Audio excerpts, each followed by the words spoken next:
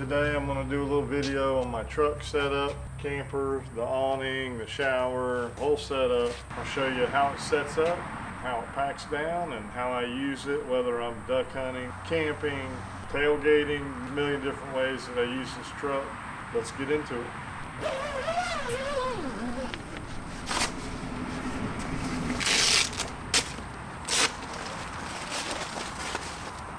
Next, we got to grab the ratchet straps. One on the front and one on the back. This goes around and hooks on the other side.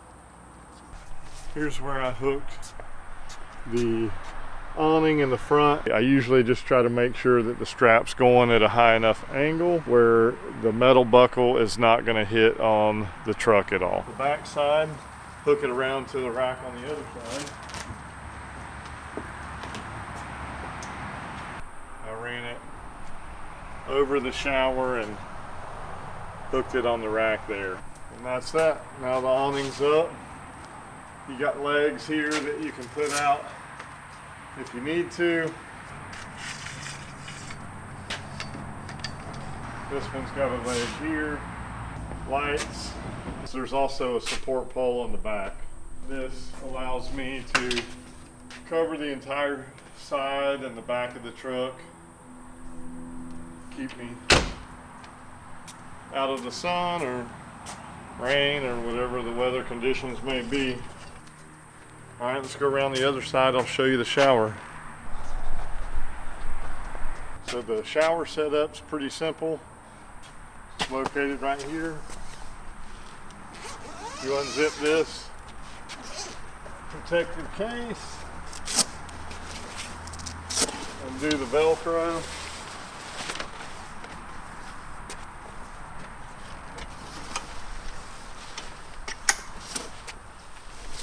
Swing the arms out. Now your shower's set up. It does have a roof in here that I'm not going to fold it out, but that roof comes out over the top and velcros to the top of this and then comes down if you want to close it in, and it'll velcro here. Here you can stake the corners down so the wind's not blowing it around. And I'll show you the inside real quick. At the inside, you've got your dry zone here. This is a laundry bag here. Some of the other videos show how I set up the water heater and plumbing system. Up here is a 7-gallon water tank, which I hook up to this fitting. I don't know if you can see it or not, but there's a fitting there that ties into my air compressor and propane water heater. And yeah, it's the shower.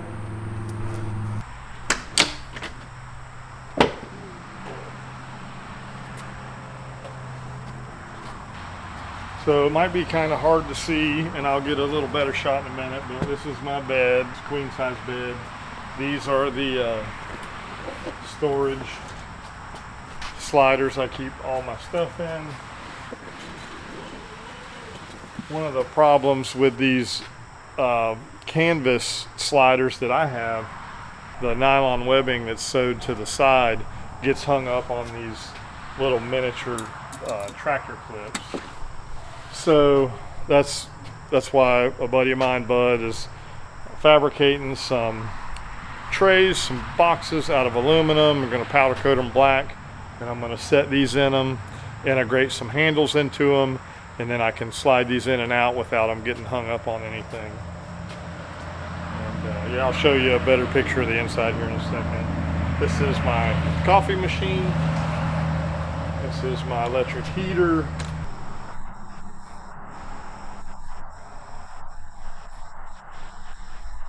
Here's the projector. There's the projector. There's the projector screen. And this bottom here drops down, connects on either side. So this has a little string on it to connect down here and drop down. You can watch anything you want, stream it you know, live. It's a smart projector, so as long as it's got internet, you can watch whatever you want. We got Starlink, or you can use a mobile hotspot for that too. I've got some 12 volt power on this side that comes from the truck batteries, and then I've got 12 volt come from this side, and that's got a little switch on it. That comes from the lithium batteries. I'll break this down for you, show you how it comes apart, and then we can take a look at the components of the system that make this thing work. It's the heart of the truck camper, really.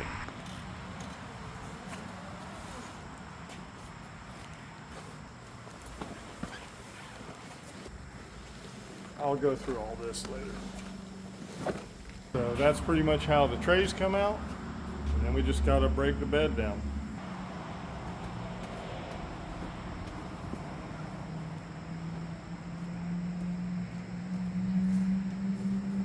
It's like a 2-inch memory foam topper here that really makes this thing nice. It's sleeps really well. There's also airbags on the truck that are independently controlled, so I can control the airbags if I'm parked on an uneven spot. I can take the airbags and lower the driver's side and lift the passenger side, which happens. I do that at Merritt Island because you're literally parked on the side of the road, and the edge of the grass starts to drop off a little bit, so you can level the truck out so you're not constantly getting rolled over to the passenger side all night. These cushions, bed system, just fold up.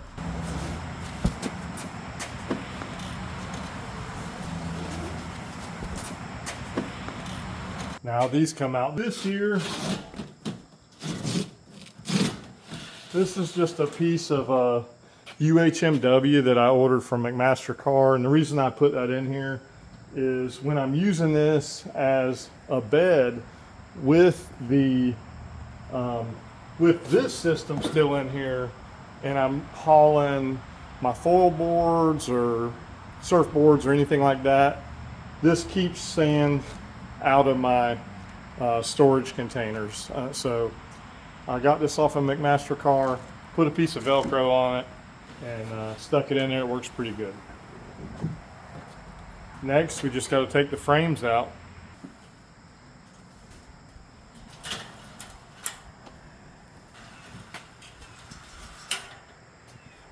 These fold up as well. The legs fold and the bodies fold. I typically don't fold them up, but you can if you want to.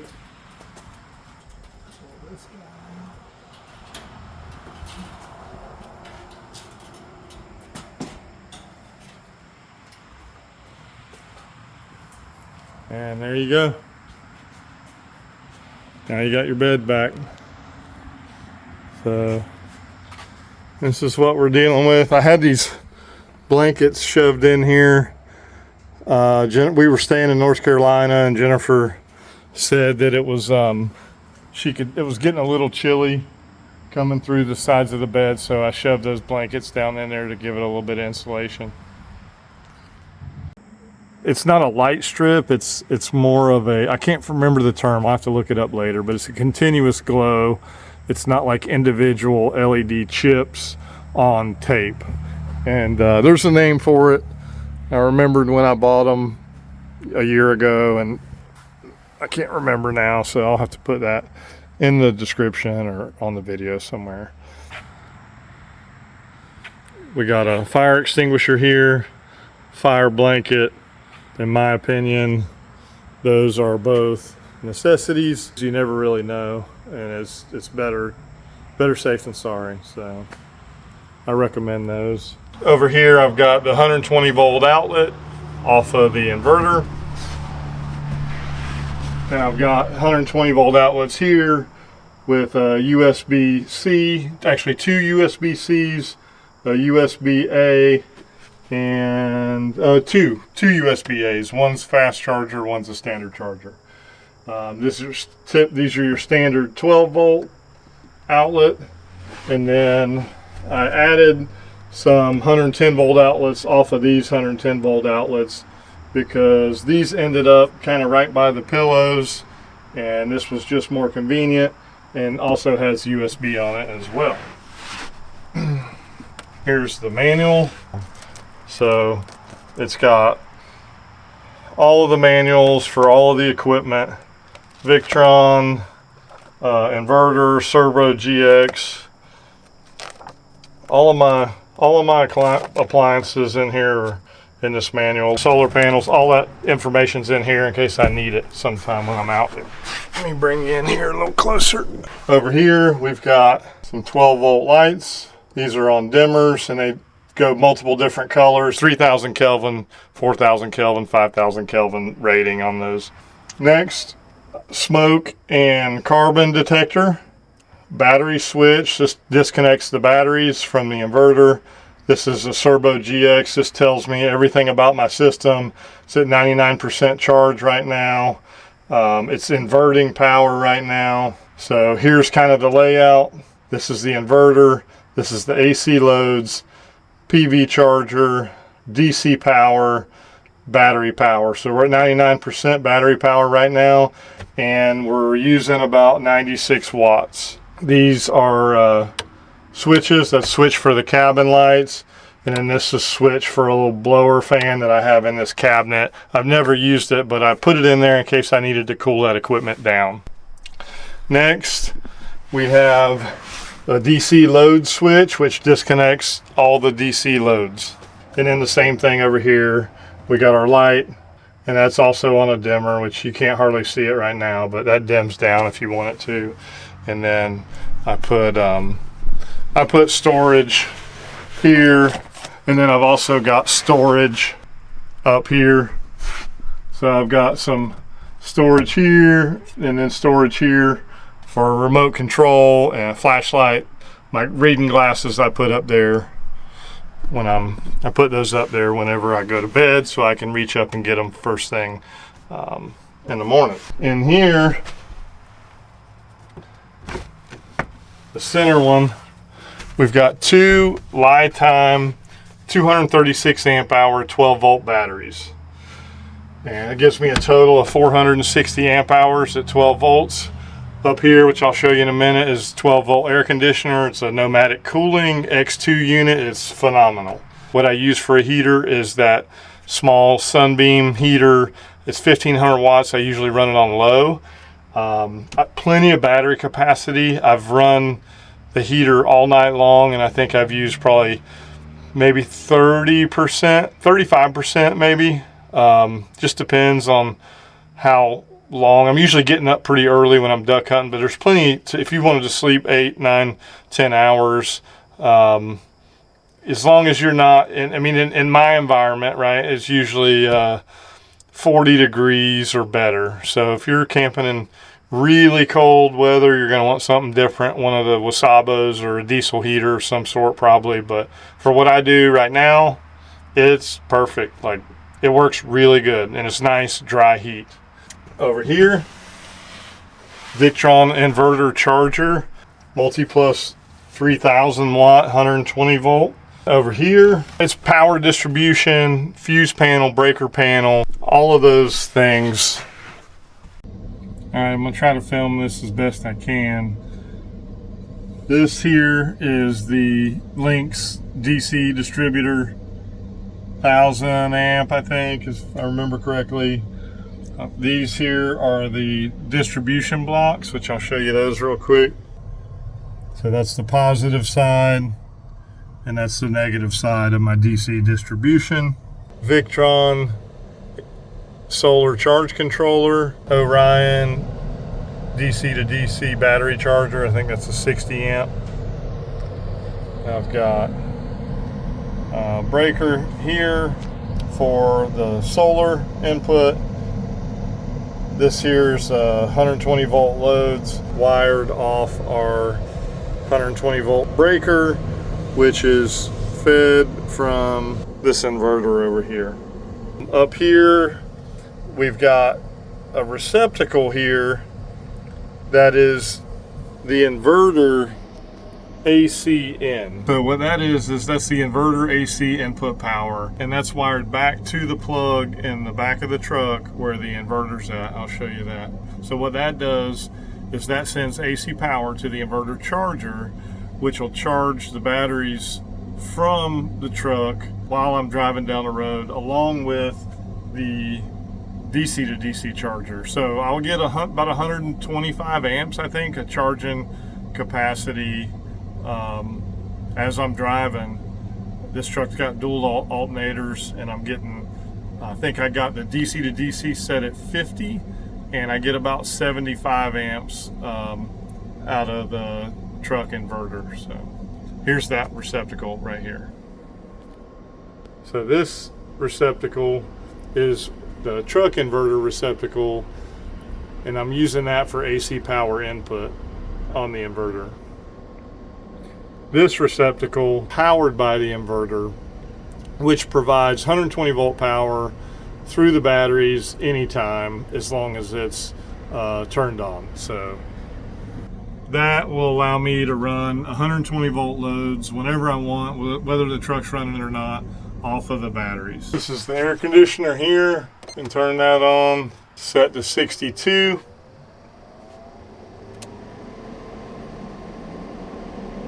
That's blowing cold already.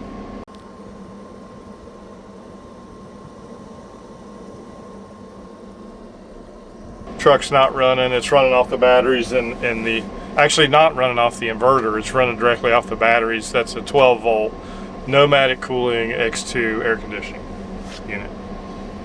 This is my shade system here that I built. I bought some reflective material. I can put a link in the description.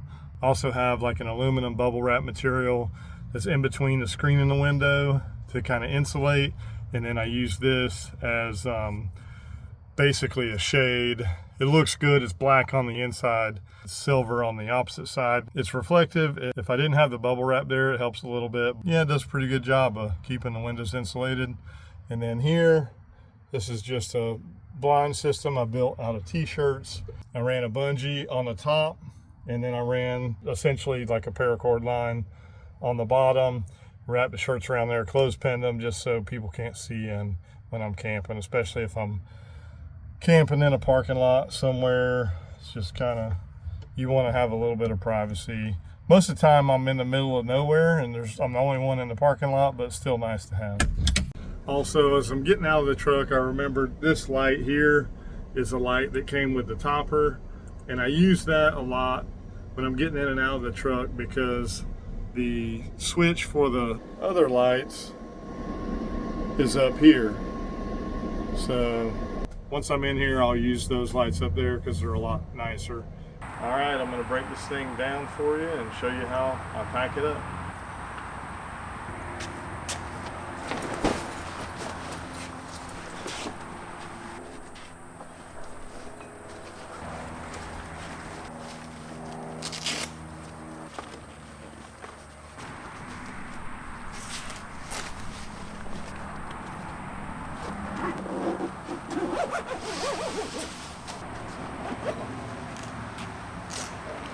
Just like that, awning's packed up, ready to get back on the road.